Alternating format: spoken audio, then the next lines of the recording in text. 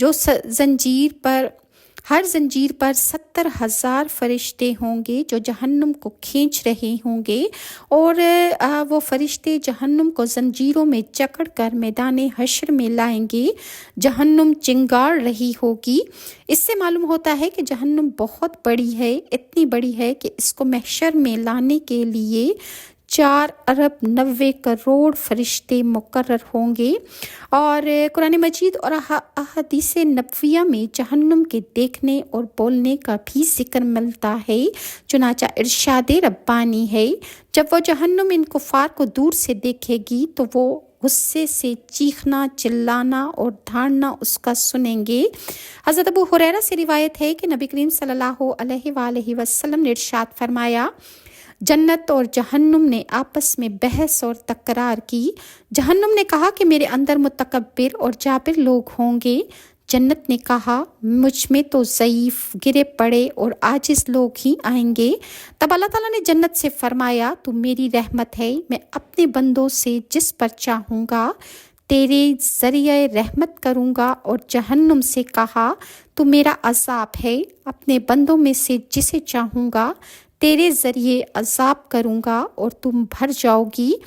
آپ صلی اللہ علیہ وسلم نے ارشاد فرمایا کہ جہنم لوگوں سے تو نہیں بھر سکے گی، البتہ اللہ تعالیٰ اس کے اوپر اپنا قدم رکھیں گے، تب جہنم کہے گی بس بس اور بھر جائے گی، اس کا ایک حصہ دوسرے پر سمٹ جائے گا۔ اللہ تعالیٰ اپنی مخلوق میں سے کسی پر ظلم نہیں کرے گا۔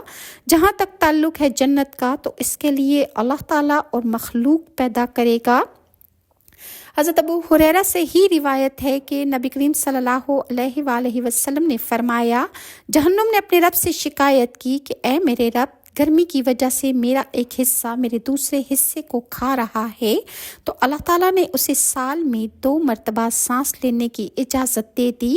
ایک سانس جہنم سردیوں میں لیتی ہے اور دوسرا سانس جہنم گرمی میں لیتی ہے، تو تم لوگ شدید گرمی اور شدید ترین سردی پاتے ہو، وہ اسی جہنم کے سانس کی وجہ سے ہے۔ اسی طرح حضرت ابو ہریرہ کی روایت سے یہ ثابت ہے کہ جہنم کی گردن، آنکھیں، کان اور اس کی زبان بھی ہے۔